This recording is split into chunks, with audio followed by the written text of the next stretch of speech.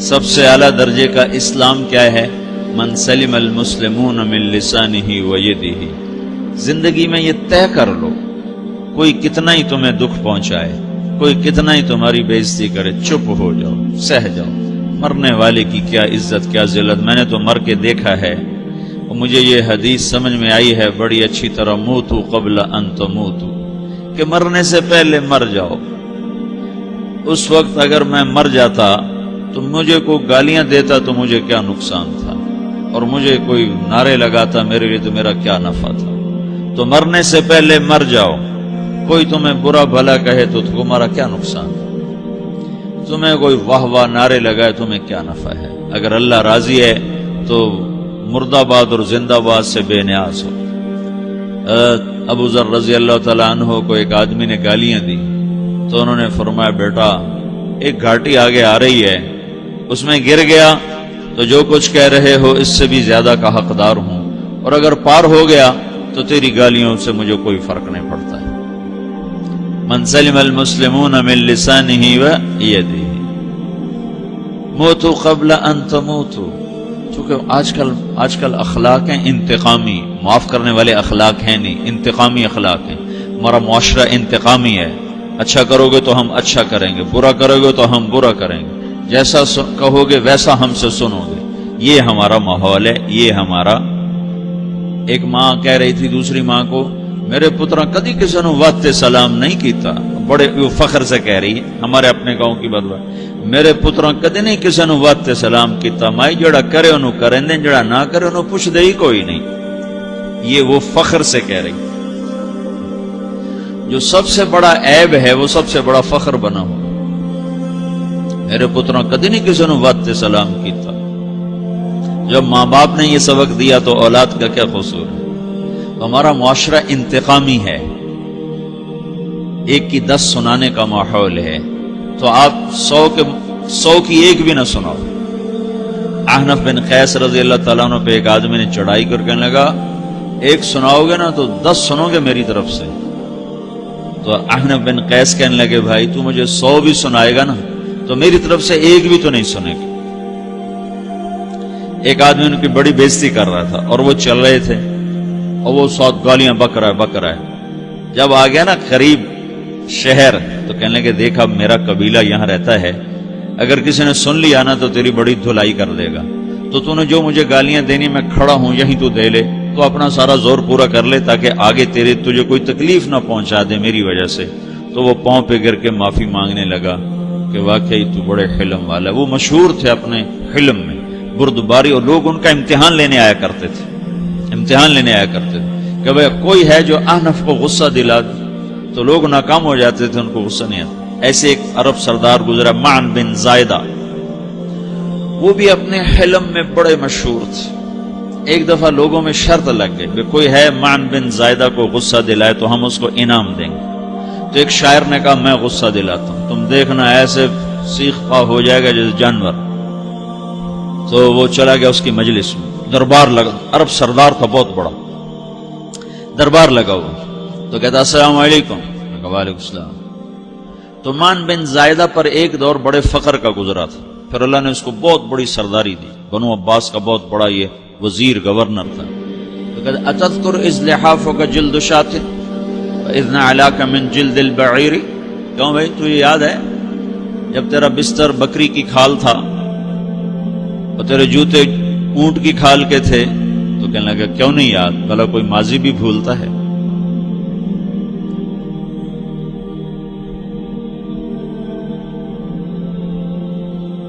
تو وہ کہنے لگا پہلا وار تو خطا کا، فسبحان الذی اعطاک ملکا وعلمک الجلوس علی السریر۔ تو پھر ساری تعریفیں تو اللہ کی ہیں جس نے تیرے جیسے کو تخت پہ بٹھا دیا۔ کہاں بھئی ساری تعریفیں اللہ کی ہیں، میری تو کوئی اوقات نہیں۔ تو کہنے لگا سأرحل عن دیار انت فیہا وان جار الزمان علی الفقیر، جہاں تیرے جیسا حکمران ہو وہاں مجھے رہنا گوارا ہی نہیں ہے، میں یہاں سے چھوڑ کے نکل جاؤں گا چاہے کتنی تکلیف اٹھاؤں۔ بڑے دربار میں یہ ایک گورنر اور وزیر سے بات ہو رہی ہے، تو وہ کہتا ہے اچھا بھائی اگر تو ہمارے پاس رہے گا تو ہم تیرا اکرام کریں گے، اور اگر تو جانا چاہتا ہے تو پھر رافقت کا السلام، تو وہ یہ بار بھی خالی گیا تو کہنے لگا فجد لی ابن ناقصۃ بمال،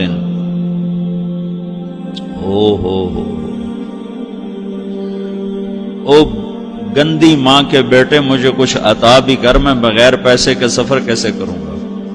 عرب کو کسی کو بھی ماں کی گالی دے دینا اور پھر عرب سردار ہو. فجد لی ابن ناقصۃ بمال، بری ماں کے بیٹے مجھے کچھ پیسے بھی دے، میں نے جانا ہے. میں کہا بھائی اس کو 3000 دے دیا جائے. اللہ، تو کہنے لگا قلیل ما آتیتنی و انی لأطمع منک فی الکثیر، یہ تو بہت تھوڑا تو نے دیا ہے، مجھے اور دے. کہا اچھا بھائی 3000 اور دے دو. تو وہ شاعر کی بھی آنکھیں پھٹ گئیں. کہنے لگا اب ٹھہر جا ٹھہر جا، اب میں تیری اصل تجھے بتاتا ہوں. سألت اللہ ان یبکیک ذخرا فما لک فی البریۃ من نذیری، میں اللہ سے دعا کرتا ہوں اللہ تیرے جیسوں کو سلامت رکھے، تیرے جیسا دنیا میں کسی ماں نے جنا ہی کوئی نہیں. فمنک الجود والافضال حقا وفضل یدیک کالبحر الغزیر، تو ہی سخی ہے، تو ہی کریم ہے، اور سمندر بھی تیری سخاوت کے آگے کچھ نہیں ہے. تو نے کہا اچھا بھائی تو نے ہماری برائی کی، ہم نے تمہیں 6000 دیے، اب تو نے ہماری تعریف کی، اب 10000 اور دے دو اس کو. باتیں ہی رہ گئیں، باتیں ہی رہ گئیں. کہاں سے لائیں ایسے لوگ؟ ہمارا معاشرہ انتقامی ہے، بدلہ لینے کا ہے، بدلہ لینے کا. تو میرے ساتھ کیا میں نے بھی کرنا ہے. تو اعلیٰ درجے کا اسلام یہ سکھا رہا نہیں چپ ہو جاؤ، سلامت بن جاؤ، سلامتی بن جاؤ، سلامتی کی علامت بن جاؤ. من سلم المسلمون من لسانہ ویدہ. اب وہ سوال کرتا ہے یا رسول اللہ ای الایمان افضل، سب سے اعلیٰ درجے کا ایمان کیا ہے؟ اسلام کیا ہے؟ کلمہ، نماز، روزہ، حج، زکات. اعلیٰ درجے کا اسلام کیا ہے؟ من سلم المسلمون من لسانہ ویدہ. یہ اخلاق کا ادنا درجہ ہے، ادنا درجہ ہے. ادنا درجے پر پہنچ کر آپ اسلام میں اعلیٰ درجے پر آ سکتے ہیں. وہ سوال کرتا ہے ایمان کیا ہے؟ تو آپ نے کہا اللہ پر، فرشتوں پر، کتابوں پر، رسولوں پر، موت کے بعد کی زندگی پر، تقدیر پر. اب ایک اور سائل سوال کرتا ہے ای الایمان افضل، سب سے اعلیٰ درجے کا ایمان کیا ہے؟ تو آپ نے فرمایا حسن الاخلاق، اچھے اخلاق سب سے اعلیٰ درجے کا ایمان ہے.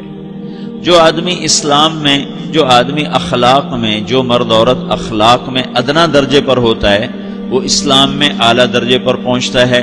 اب اگر وہ اخلاق میں اعلیٰ درجے پر آ جائے تو اب یہ کہاں پہنچے گا؟ اب یہ کہاں پہنچے گا؟ میرا نبی کہہ رہا ہے سب سے اعلیٰ درجے کا ایمان ہے حسن اخلاق، حسن اخلاق. ابو ہریرہ نے پوچھا یا رسول اللہ وما حسن الاخلاق، یہ بھی ایک اور حدیث ہے. یا رسول اللہ حسن اخلاق کیا چیز ہے؟ تو آپ نے 3 چیزیں فرمائی، تصل من قطعک وتعطی من حرمک وتعفو عمن ظلمک. جو تم سے توڑے نہ تم اس سے جوڑو. نہیں کرتا سلام نہ کریں، کوئی ہم چھوٹے باپ کے ہیں؟ ہم تو کبھی بھی نہ کریں، ہم تو کبھی بھی نہ منہ تھوکیں بھی نہیں ہم تو میرا نبی کہہ رہا ہے جو توڑے تم اس سے جوڑو، جو محروم کرے اسے عطا کرو، جو زیادتی کرے اس سے درگزر کرو. یہ 3 کام جو عورت مرد کر لے گا یہ اخلاق کے اعلیٰ درجے میں ہے. جب یہ اخلاق کے اعلیٰ درجے پر پہنچتا ہے تو پھر میرا نبی کیا بشارت دیتا ہے؟ ادنا درجے پر پہنچ کر تو اعلیٰ مسلمان کی بشارت ہے، اور اخلاق میں اعلیٰ درجے پر پہنچ کر میرا نبی کہتا ہے کاد الحلیم ان یکون نبیا، اعلیٰ اخلاق والا بس نبی بنتے بنتے رہ جاتا ہے. اعلیٰ اخلاق والا ایسے ہے جیسے کہ نبی، قریب ہے کہ وہ نبی بن جائے. یہ تو ہے نا ترجمہ، لیکن ہم ہمارے اردو میں کہتے ہیں وہ نبی بنتے بنتے بنتے رہ گیا. کیا مطلب؟ کہ اس میں اور نبی میں صرف نبوت کا فرق رہ جاتا، باقی وہ سب کچھ حاصل کر لیتا ہے. تو یہ سارے دین کا میں نے آپ کو خلاصہ بتایا ہے کہ میری آپ کی ضرورت ہے کہ میرا اسلام اعلیٰ درجے کا ہو، من سلم المسلمون من لسانہ و یدہ، میرا ایمان اعلیٰ درجے کا ہو،